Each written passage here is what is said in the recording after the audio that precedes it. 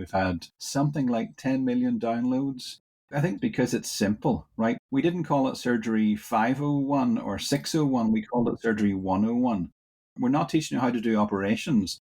We're just saying if you have to go and see a patient who needs some kind of surgery and you've only got 10 minutes to kind of prepare yourself, we're your go-to. Welcome to Continuing Studies, a podcast for higher education podcasters to learn and get inspired. I'm Neil McFedrin. And I'm Jennifer Lee. We want you to know you're not alone. In fact, there are many of you higher ed podcasters out there, and we can all learn from each other. Okay, Jen, before we get started, just a quick reminder to please follow our Continuing Studies page on LinkedIn. Be there, be squared. I'm so excited today because we have amazing guests all the time, but we have a fellow Canadian today. His name is Dr. Jonathan White, a general surgeon and professor from the University of Alberta in beautiful Edmonton, Canada. He is the co-creator of Surgery 101, which has over 10 million downloads. I just can't even believe it. I'm so excited.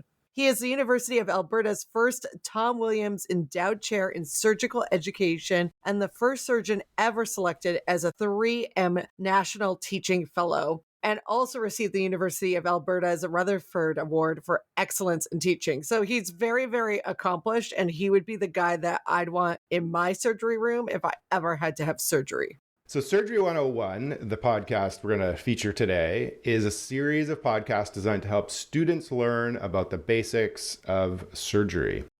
They actually have a website that features a range of these educational podcasts, but they also have videos, a Surgery 101 app, and an incredible YouTube channel. We'll talk a little bit about that actually too. Yeah, and I love I'm going to tease, but I love the puppets. People aren't going to know what I'm talking about, but that's why he caught our attention, which I just think is so innovative and makes me want to learn surgery. And I'm like the least medical person possible. So let's welcome Dr. White. Let's get into it. Welcome, Dr. White. We're really excited to have you here today. Thank you very much. It's a pleasure to be here. You have been podcasting since 2008. That is quite amazing. And I would have to say you're probably a pioneer. Could you just walk us through a bit of your journey? I've always been a bit of a kind of a techno nerd. I'm the first person I know who had their own website or their own wiki. I got the first version of the iPod when it came out. And then when I came to Edmonton in 2006, I was trying to figure out how I would take my interest in technology and combine it with the responsibility I had for education, because they put me in charge of undergraduate surgical education at the university. I actually went to a few seminars and was hearing people talking about podcasting, and I kind of thought, I wonder, could we make some simple podcasts? And at that point, the iPod and the iTunes Music Store was really, really new. So I thought, well, let's do something really simple and really basic. And I'm a general surgeon. So we thought, let's do some general surgery topics. I had a surgery resident who was working with me at that point called Parveen Bura. And Parveen said, well, I have to do some kind of research project in my training time. So I wonder, he'd heard me give a talk about the possibility of podcasts, but he said, hey, can we work together and actually put out some episodes? So we came up with some really basic topics, like things that every single doctor needs to know about general surgery, like appendicitis and bowel obstruction, that sort of thing. And we just made some episodes. He just sat with a microphone and recorded it. And I think he edited it on GarageBand, and we released them into the wild and gave them to our students. And to be honest, we didn't really think any more about it. It was just a little research project we did. We asked our students what they thought of them, and they seemed to like them. And then we both moved on to other things. And that should have been the end of the story. But of course it wasn't, because Steve Jobs had created the iTunes Music Store. And the easiest thing in the world was to stick these things on the internet and just let our students have access to them there. One of my colleagues at the time said, if I was you, I would just buy, the class was 125 students. So he said, I would just burn 125 CDs, or I would get 125 USB sticks and just hand them out. We were lazy. Who's got the time to burn 125 USB sticks? We just put it on iTunes and said, here's the link, go and get it. And that's it. And then we got emails from people in Brazil and people in Romania saying, we've found your podcast and we like the episode on this, or we like the episode on that. And we started getting requests coming in, right? Somebody saying, well, our medical school doesn't do a good job teaching pancreatitis or thyroid disease. Can you guys do an episode on that? And of course, I'm an expert in one narrow bit of surgery. I can't, with any credibility, do an episode on brain surgery or heart surgery, but I have a friend in the division of cardiac surgery or the division of neurosurgery who is actually able to do that. So I would just phone people up and say, hey, can you give me an episode on head injury, or can you give me an episode on cardiac surgery? And they would oblige. So we started to kind of get more and more episodes coming out. I was the host, right? Kind of saying, well, this week we're talking about whatever type of surgery it is. And then it just kind of went from there, with more and more students asking for more and more episodes as we've gone. And we think we're certainly well north of 300 now. I think we're 300 or 450, and we've had something like 10 million downloads. Most of the countries of the world, we have a few listeners in North Korea. And I don't think we have any in Greenland yet. But apart from North Korea and Greenland, we're in pretty much every single country.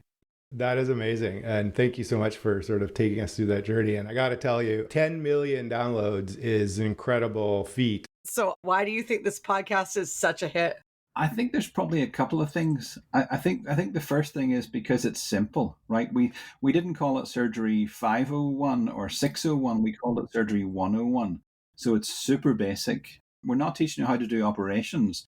We're just saying, if you have to go and see a patient who needs some kind of surgery and you've only got 10 minutes to kind of prepare yourself, we're your go-to, right? Like you're riding down in the elevator to see this patient with appendicitis. Listen to our podcast, and by the time you've got to see the patient, you'll know basically what to do, kind of get yourself through the first few minutes of this surgical encounter. The other thing I think, and this is, I hesitate to criticize my own community, but if the medical education community in the world was doing a good job of teaching surgery in a way that was accessible to students, this would have been a massive flop. Like, nobody would have needed a surgery podcast if we were doing an awesome job already. So clearly the fact that we've got so many downloads means that students are finding this useful in a way they're not finding some elements of medical school are useful. And again, it's because it's a short, sharp thing, right? You're not having to sit in some dull medical school lecture, listen to this person drone on for an hour and a half about some topic you don't care about. Like, you're riding your bike in the River Valley in Edmonton and you're listening to this topic that's covered in 10 or 12 minutes. And then as soon as you finish one, you think, oh, well, maybe I'll just listen to another one because that was pretty good, right? I think traditional medical education is maybe not so hot in some aspects, and Surgery 101 fills that gap. I think it's a great add-on, though. You guys do make it very simple. Like, when I was listening to some of the episodes, I have no aspirations of a medical career. But after I was listening to one on rhinoplasty, I was like, I feel like I could do this. I know that's what you don't want. You want like capable surgeons to do it. But I was like, yeah, I could go in the surgery room. The funny thing is, it's based on very basic educational principles, right? I mean, think about your kind of old-fashioned Presbyterian preacher. Like, he stands up at the front and he says, I'm going to tell you what I'm going to tell you, and then I'm going to tell you, and then I'm going to tell you what I told you, right? Like, a small number of simple messages that you prepare people for, deliver them, and then summarize again at the end. It's interesting working with students because a student will come forward and say, hey, I want to make a podcast on something, right? And I say, okay, so step one is like, draft me a script. And then they send the script in and it's like 14 pages long and it's ridiculously detailed. And I say, no, we gotta strip this right back, like 4 or 5 pages tops.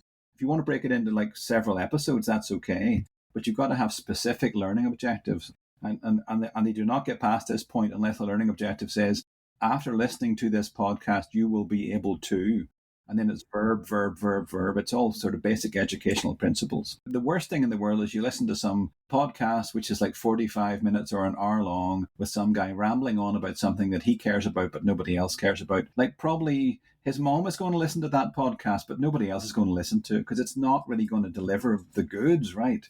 You've got to have a short, sharp thing that delivers a small amount of material and kind of pins you to the wall and gives you the material you need, and then gives you a summary at the end, and then you can walk away. I love that. I don't think you're just talking to the higher education world. I think that is a message for the wider podcast world. Obviously, it's intended to serve as a brief introduction or reviews of surgical topics for medical students. But do you find that the aperture is a little bit wider on who ends up listening? Do patients end up listening? Absolutely. So, I mean, we released it in the wild and it kind of leaked. And we did a survey of listeners a few years ago, and we found there were plenty of people are listening who are not medical students. I think about 2/3 of the listeners were medical students, but the rest, some of them were actually residents, but there were a lot of like nurses as well who were listening, and there were some patients. And I've actually had the experience where I saw this lady in clinic We were getting ready to go for surgery. And I said, well, I need to explain this operation to you. And she said, don't waste your time. And I'm like, well, no, I have to explain the surgery to you. And she said, no, you did it already. I'm like, what are you talking about? And she said, well, I Googled you before I came to clinic. I found Surgery 101. I looked up the condition that I have, and I have actually listened to you explain the surgery on the podcast. So, like, I heard you already. I don't want to have to hear it twice, right? So I said to her, well, tell me what I said. Like, how much of it can you actually recall? And she was pretty good, actually. She got most of it. So I guarantee you there are lots of patients listening. And I think we should be encouraging that, because I think the more information that you have before you go into surgery, the better. You've got to know what it is you're getting yourself in for. But they always say don't Google your diseases, but you can Google, I guess, your surgery. That's funny. How have you used this as part of your curricula? Like how are you using the podcast as part of the overall mix of your educational tool set?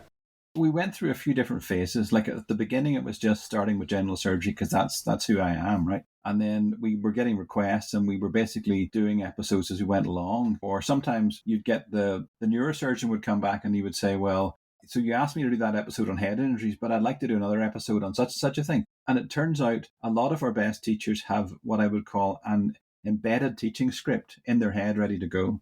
So if you're sitting down with a medical student and you've got 10 minutes before an operation and the student says, tell me about some topic, you've got that in your head just ready to go, right? You can talk about it. You've done it a whole load of times before. So they actually went through this phase of of pulling those out of people, like saying, well, you've got the script in your head, let's turn it into a podcast. So you're not just teaching one student at a time over a cup of coffee, you're teaching like 10,000 students globally.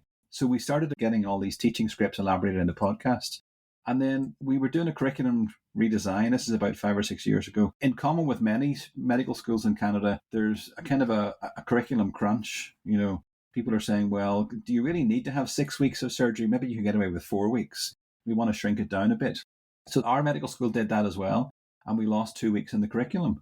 And the question is, well, we have all these learning objectives that we're not going to get rid of. Like the students still need to know all these things about surgery, but now we have to deliver that in 4 weeks rather than 6 weeks. Where's that actually going to go?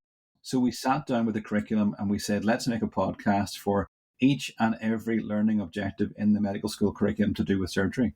So we basically went through and said, well, we've got this one covered, check. We've got that one covered, check, but we don't have these 6. So then we literally became a much more deliberate team then, going through the whole curriculum to make sure there's a podcast on pretty much everything. So if you are learning any surgery topic at the University of Alberta in our curriculum, there is a podcast for that currently. And that causes us to expand into videos as well, because some of the things we want students to be able to do are like practical things like inserting this or sewing that. So we ended up having to make some videos to support that as well. So now we've kind of covered most of the kind of standard routine topics. So the area we're in at the moment is actually a bit more interesting to me, because what do you do next when you've covered the whole surgery textbook for medical students? Do you just stop? Is that it? Surgery 101's done, right? And that's not it at all. So we're actually expanding into some other areas now. And we're starting to look at things like, resilience or wellness or burnout or caring for transgender patients, like those sorts of things. Like if you're talking about appendicitis or breast cancer, that's like a super safe topic. That's like settled medicine, right? But if you're starting to talk about wellness and burnout and transgender stuff, that's a little bit out there. And I'd quite like to do some episodes on like, what does decolonizing education look like in surgery? How can we start to talk about the legacy of all the things that have happened in Canada and how they affect care in the healthcare system? And how can we do that through a podcast that has a platform like this? The other thing is I'm actually the senior medical director for the surgery network in the province of Alberta as well. So basically I'm doing a lot of health system leadership at the moment. So I'm quite interested, if I can get some time later on this year, in doing some health systems podcasts to say to medical students, so you're a single student in a single room with a single patient, like doing your best, but I want you to kind of zoom out of that a bit and say, well, can you see the system that you're in? Like, can you see how the hospital runs? Can you see how patients flow through the system? Can you see things like safety, like quality? I was just talking to somebody this morning about doing a podcast on non-technical skills in the operating room. Like, it's all very well if you can operate and do the operation very well, but you need to be able to communicate, you need to be able to do situational awareness, you need to be able to figure out how you function with the team in the operating room. So now that we've covered the basic curriculum, we're starting to branch off into some more interesting areas, I think. You said so much in there. Yes, obviously, I'd want somebody that's highly skilled to operate on me, but there are other skills that you need. So, do you actually see a change in the students after they listen to these podcasts? Do you notice any difference? Do you feel that these podcasts are giving them a more rounded scope of the actual role? I think that the whole point of this is to cater to people with different learning styles, right? So the way I look at this is you come down in the morning to get your breakfast and there's a smorgasbord on the table, right? And you can have whatever you want. You want to have some cereal, some coffee, toast, want to have a muffin, that's fine. Not everybody has to eat the same thing. So same thing for learning styles, right? There might be somebody out there, I don't know them, but there might be somebody out there who actually enjoys reading textbooks. So go for it, right? There might be somebody who enjoys drawing pictures. There might be somebody who enjoys kind of social learning and talking to people who are doing the work.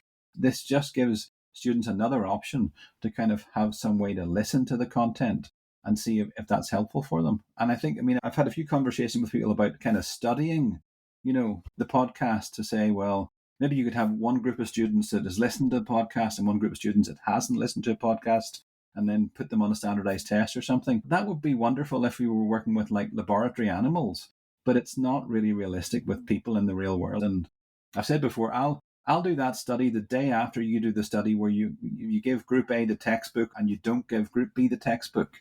Like, that's not how learning happens. It's lots of different sources coming together. So I think the podcasts are working. I think students like them, but I can't kind of demonstrate it from a psychometric perspective, and I would never want to. So I think that's really insightful. But I think specifically, I'd love to get into humor. You infuse humor into the podcast, and there's also a YouTube channel, and you incorporate Muppets, believe it or not. Sort of unpack that a little bit for us. Why do you see humor as an important component to this, and how did you get to Muppets? One of the problems we have in the medical education system specifically, and in the larger education system generally, is that it's very serious, right? Like, we kind of, if you have any creativity or artistic ability, we kind of hammer that out of you very early on because we must all be serious, scientists and writers and historians and that sort of thing. That's not my lived experience. And in fact, I have quite a lot of fun when I'm practicing surgery. We often tell jokes and there's music in the operating room. So I think probably the first time that this came up, we did our first few episodes on general surgery. And then somebody said, can we do an episode on something called benign prostatic hypertrophy, which is just people who have big prostate glands and who have difficulty peeing. We decided it wouldn't just be some guy talking. We wanted to sort of to break it up, partly to kind of say, well, this is the first bit, and then there's some music, and then the second bit, and so on. We decided to punctuate this podcast about prostatic hypertrophy with sounds of running water and toilets flushing, just because we're talking about peeing, right? That sort of thing. So that was probably the first thing we did that was a little bit creative, and then we kept going from there. So sometimes when I'm doing the introductions, I'll make a little joke about what the topic is, or I'll try and have some alliteration when we're talking about the title of the episode or something. So we've always had that idea of creativity. And then we actually, when we did that survey of our users, we were asking them, like, are you happy with just podcasts, or would you be interested in branching into video? And about 2/3 of them said, yeah, we'd be interested in seeing some video. So the Northern Alberta Institute of Technology is just across the street from the hospital where I'm, the Royal Alexandra in Edmonton. So we managed to get a couple of co-op students from their digital media program to come across and work with us. And one of those two students, like me, is a big fan of the Muppet Show.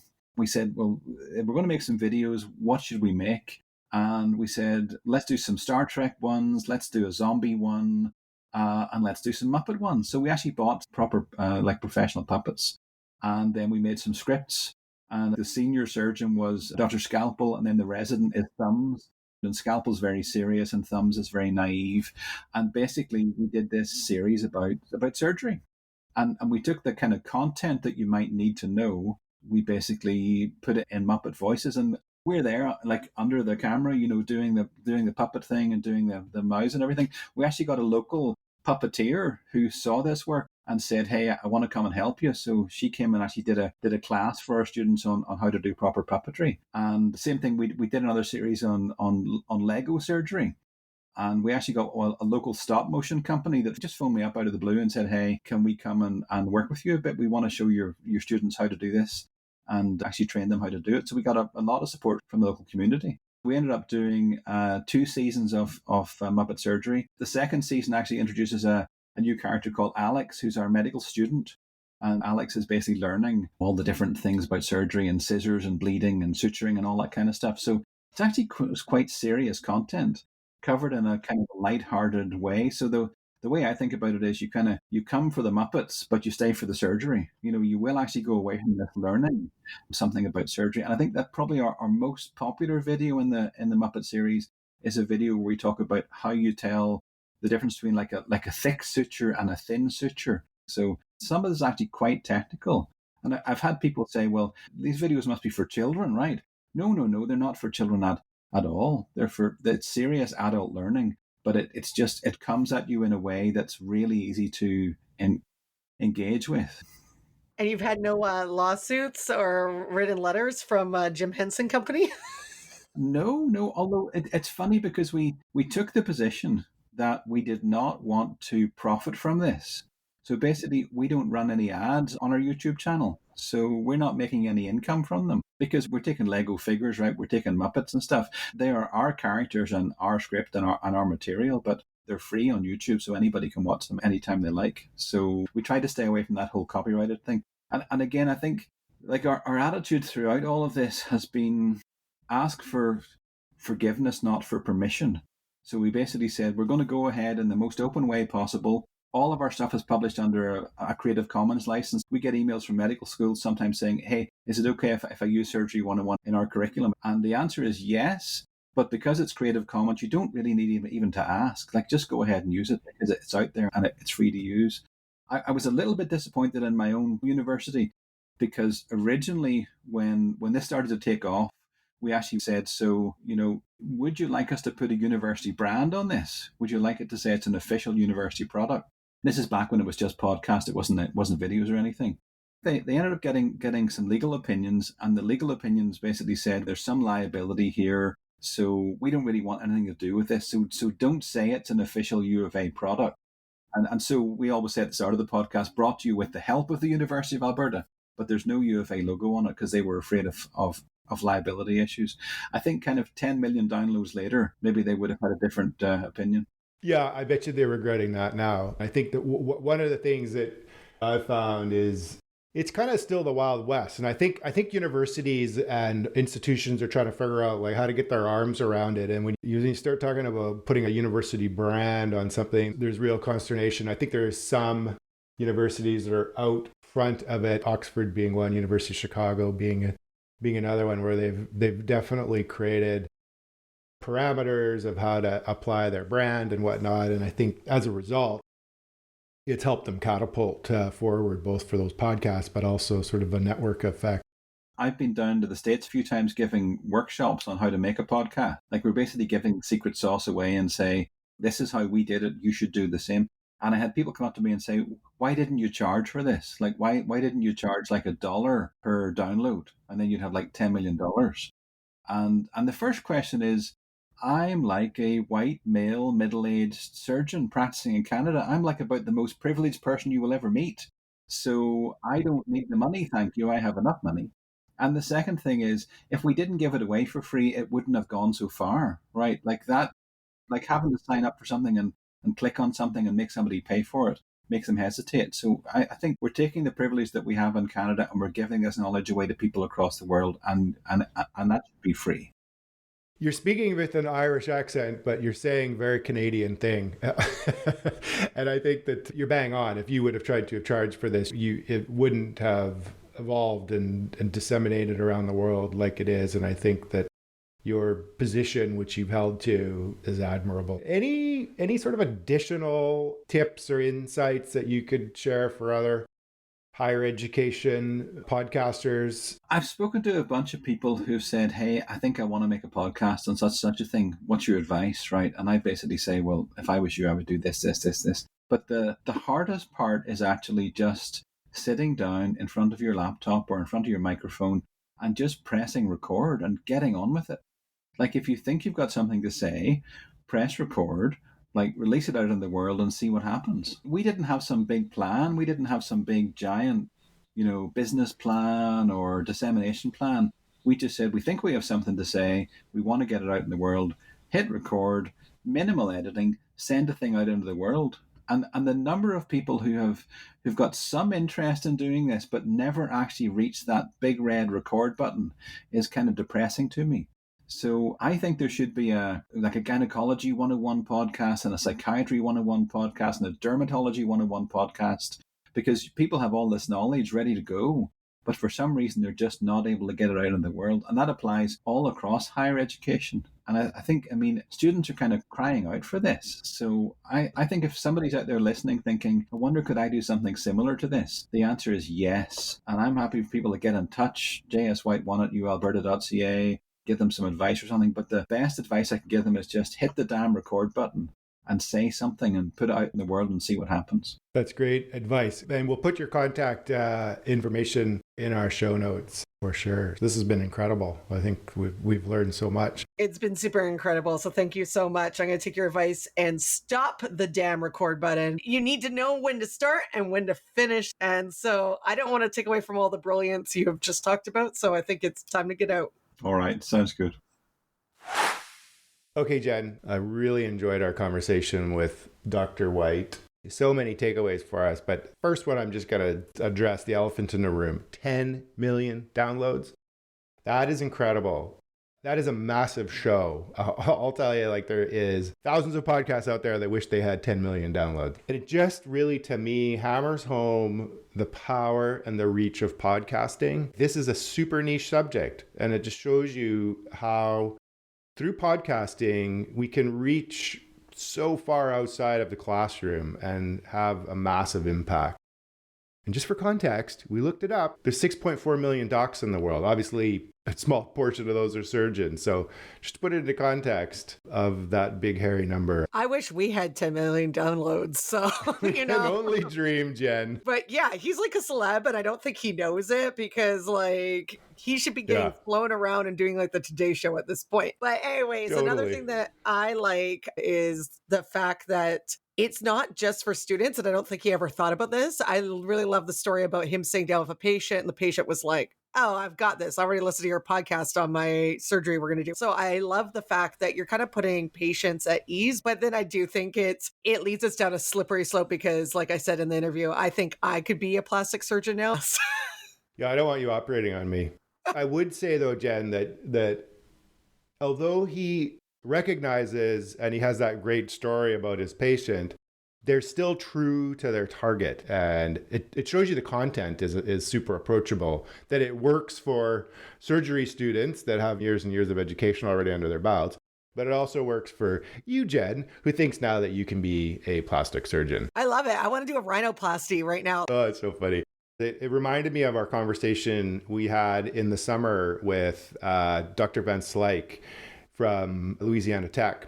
So if you want to listen back, please do. That's episode 6. But Dr. White's another example, like Dr. Van Slyke, of an incredibly passionate educator that is truly seeking innovative ways to educate and doing that with podcasting. I just think it's such an inspiration and, take the risk. Take the risk. Just jump in and do it. I think the risk is definitely he jumped in with risk, but I think he risked humor, which I think we can all learn from. And I just want to leave one last little point. Don't you think the University of Alberta really regrets not putting their name on this podcast now that he's hit 10 million downloads and he's a worldwide sensation? As a university, I would be totally taking that and running with it. And I think it was a big mistake. Yes, Jen, let's leave it there. This was another episode of Continuing Studies. Thanks for tuning in. Thank you. Let's get to 10 million downloads. Yeah, baby. 10 million downloads. Here we come. Thank you for tuning into the Continuing Studies podcast, a podcast for higher education podcasters. We hope you found this episode informative and inspiring. If you enjoyed the show, we encourage you to follow and subscribe to our podcast on your preferred platform so you'll never miss an episode.